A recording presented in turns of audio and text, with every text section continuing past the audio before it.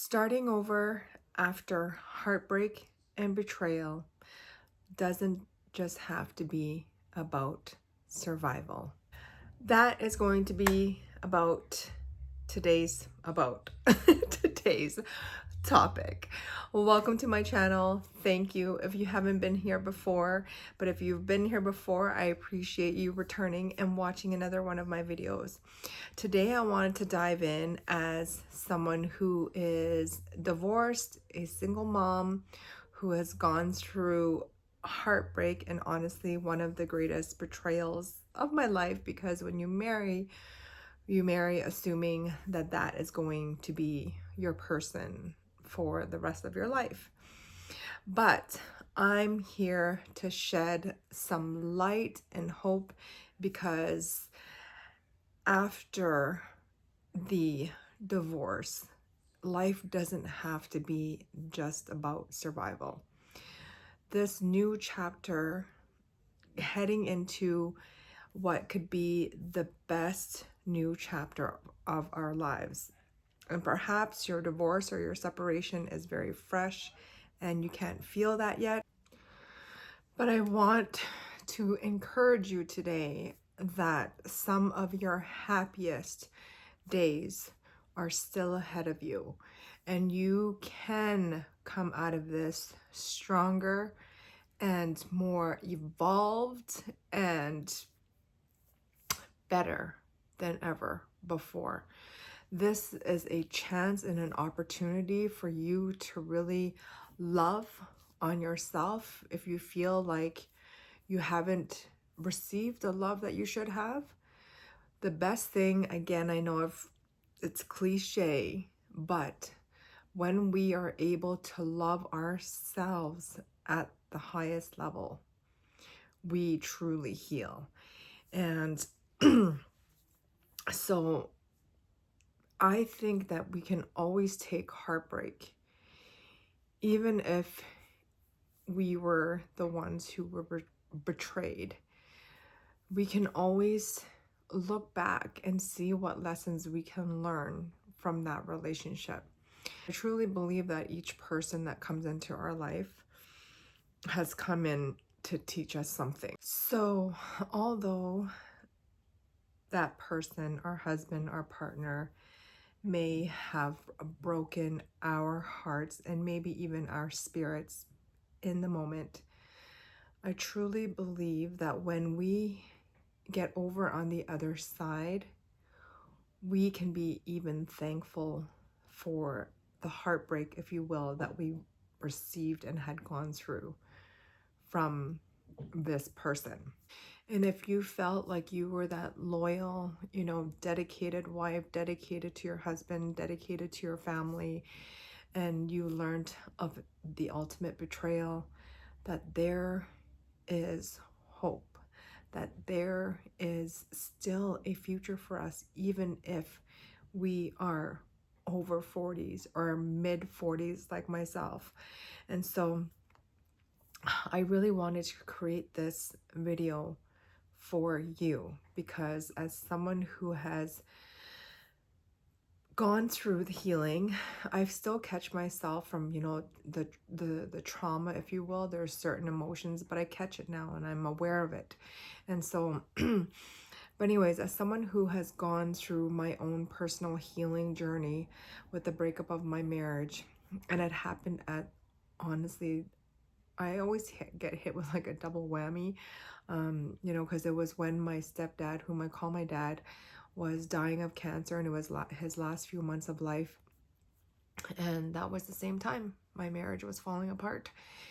And so I share that with you because you are stronger than you know.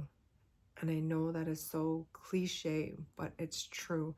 And even though you may not feel it in this very moment, because maybe the heartbreak is really fresh, the betrayal is really fresh. And step number one, yes, of course, allow yourself time to grieve and mourn, because essentially we are dealing with a death. It's the death of our marriage. And so, yes, give yourself some grace.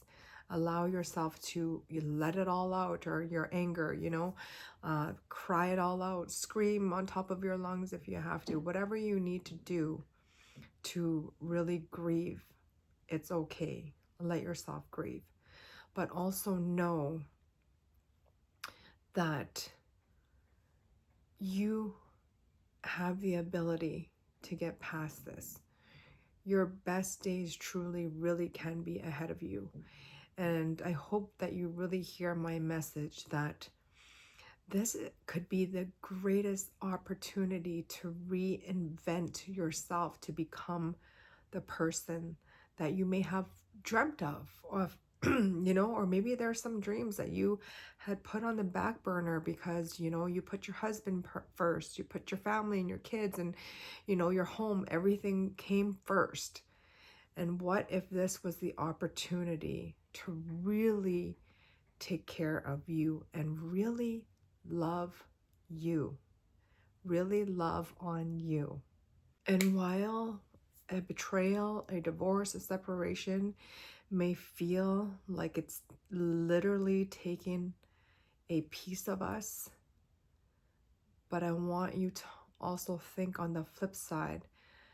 Again, just reiterating what I was saying earlier, is this is an opportunity and a chance to reclaiming your life, reclaiming who you are, and getting to know who you are, and what you truly are passionate about.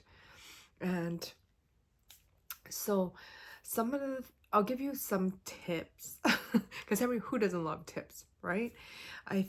We can start by praying and laying all of our burdens and give it to the Lord. Yes, because when we give it to him, he just makes things lighter.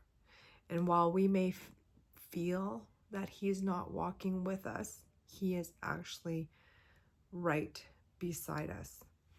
So if we can turn to his word for comfort, I would really encourage you to do that in the morning. Just get up and pray and ask for his strength and his guidance to get through this difficult time in your life, to heal your heart and to guide you to move forward. So when you wake up in the morning, even when you don't feel like it, push yourself. And sometimes it's just a little nudge each day. It doesn't have to be massive action. For example, maybe put on a nice outfit, put on some makeup. If you haven't treated yourself to like getting your hair done or doing your hair, go and get your hair done, go and get your nails done, just something. Because you know what? I think women, and we sacrifice almost everything, more oftentimes, whether, everything, even when it comes to our health, our self-care, a lot of those things that are actually really, really important often, go on the back burner because we're so worried about taking care of everyone else. But the truth is, especially when it comes to moms like us who have children, our children, when we are our best selves and when we are happy and when we are fulfilled, they too can be happy and fulfilled because they see that we are. So our self-care and self-love is very important. And so again, reiterating again, maybe in your marriage, you dedicated all your time and your energy and everything into your spouse. Maybe this is the time and opportunity for you to take all that energy and put that love into yourself, where you may have been neglecting yourself. Okay, so that was number one. Just do something small for yourself.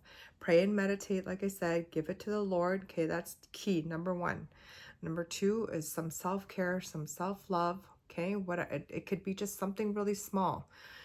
Just again, like, if you don't have the financial ability to go get your hair done, nails done, whatever it is, maybe just pick out one of your nicest outfits, and put that on, or just simply even just going for a walk. That's still self-care, getting out and getting some fresh air, and like, in that time you can walk and pray. So the other thing that is super easy to do and is free and always makes your heart full is gratitude.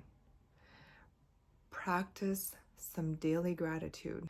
And while it may feel very difficult to think of anything to be grateful for when we feel like our heart is broken into pieces, try and sit with it a little bit longer. Just really try and sit with it, and just even look at our children. Are we grateful that our children are alive and healthy, and and that they can still bring us joy?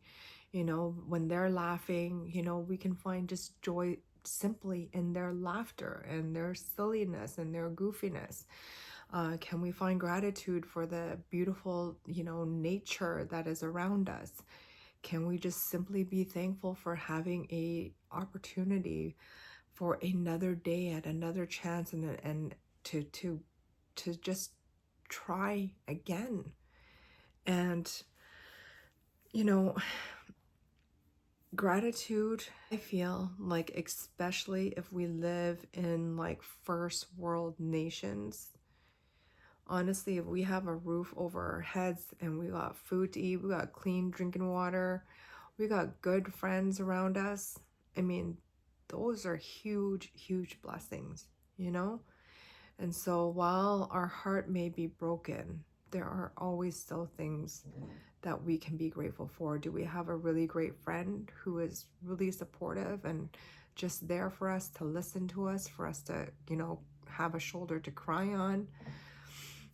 That can make us our heart full. Encourage ourselves to write, have a daily gratitude journal, and just think of like at least 3 things. That's easy, right? So if you have the financial ability, I would encourage you to even go pick up something like a 5-minute journal. I love them. They're easy and simple, and you list your daily 3 things that you're grateful for, and yeah, it's just a really beautiful, simple journal that doesn't take a lot of time.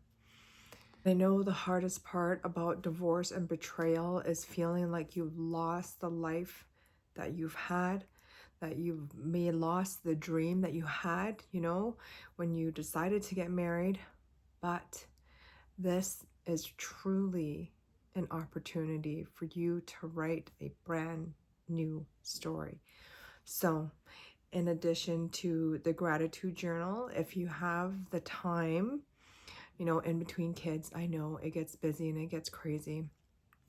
But what I'd like to do is get up early in the morning before my kids get up for the day and take some time to journal, because I feel like when we are able to write things out, we're able to like process our thoughts and really work through our emotions and our own personal healing. But here's the thing that I want to encourage you to boldly and courageously do in your journaling time. Yes, in our grieving process, get it all out, get all the pain out, get it all out, get it all out. It's a way of healing, right? But once we've been able to get out all the pain on paper, think of it as a release, because we don't want to dwell in it. It's the dwelling in the past and in our pain that keeps us stuck, right? And we don't want to be stuck. We want to write a new story. And so after getting it all out, boldly and courageously write a vision, a dream of what you want your life to look like going forward. What would your best self be like, look like, feel like, right? What are some goals and dreams that maybe you've put on the back burner because, you were, again, putting all your energy into your spouse? So what are some goals and dreams that you maybe have the opportunity to go after now, right? You know what, ladies or gentlemen, if you're a single dad watching this, the beauty of being single is that you only answer to yourself and the Lord, of course. But the point is, you are in charge and you only answer to you. How wonderful is that? Right? How wonderful is that? Couldn't get better than that. Tip number 4.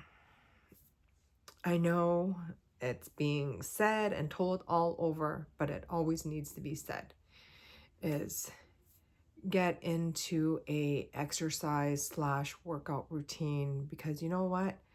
When physically we are feeling better, feeling good, and we are physically fit and we take care of ourselves, naturally we are going to be mentally stronger. So if you have been out of shape, or you've, again, and I, no judgment whatsoever, I get it, being a mom, and then we put all our energy into taking care of a family and spouse, we need to take care of us.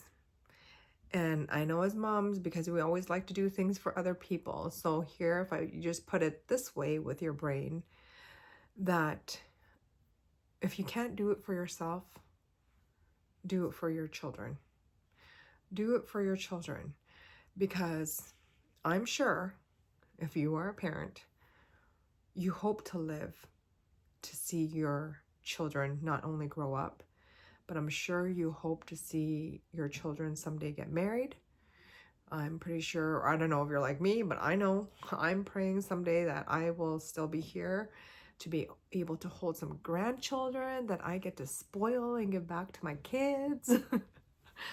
And so if we can't do it for ourselves, tell ourselves that we have to take care of our health, get to the gym, or I don't know, join a Zumba class or whatever. Just find something where you can get active, because I mean, I believe I've done a video on it already in my previous videos, but basically, and if I haven't, I will do another one, just because I was a personal trainer and I've done wellness coaching. But woman, I cannot stress this enough, how maintaining our muscle mass, especially when we're 40 plus, we are losing that muscle mass, and that muscle mass is really the key to our longevity. And there's so much science behind it now. I mean, more and more stuff is just out there now explaining how exercise, and especially the resistance training part, is so critical to our future longevity. So find a way to get active. If you've been, sedentary for a while, maybe it's just going out for a walk initially, start carrying your groceries instead of, especially if you're not doing a large grocery haul, like carry your groceries instead of, using a cart, because you want some of that resistance. That's the thing, because again, as women, our muscle mass, we start losing that, and then, it leads to osteoporosis, and then we're breaking bones. And honestly, the percentage of like elderly lady passing from bone breakage is very high. I can't remember the exact number, but ladies, moms, it is so important to get in that resistance training, okay? So get in a workout routine. That's tip number 4. That should be a non-negotiable. My tip is some way, somehow, like for me, it's like I don't even think about it. I get up in the morning, I do my little morning routine where I pray, I write in my journal, I get all my, my protein, my supplements, and I'm off to the gym. I don't even think about it. I just go. So if you're starting just brand new, just obviously you have to ease into it, because you don't want to go like all in and then all of a sudden, and then you fail and then you get discouraged. So start with something like 2 to 3 times a week and make it non-negotiable. Don't think about it, just go. Okay, so that's tip number 4. And then my final tip, so that I don't drag on this video, because I'm sure you probably have to get on with your day, but I appreciate you being here.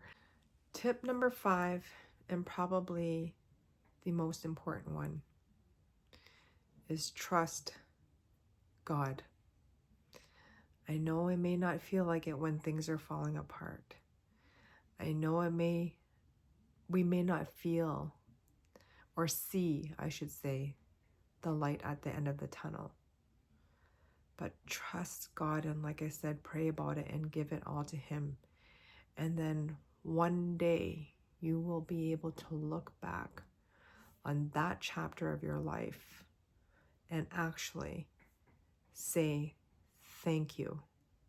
I know it sounds crazy for you who are watching right now and the divorce and betrayal is very fresh.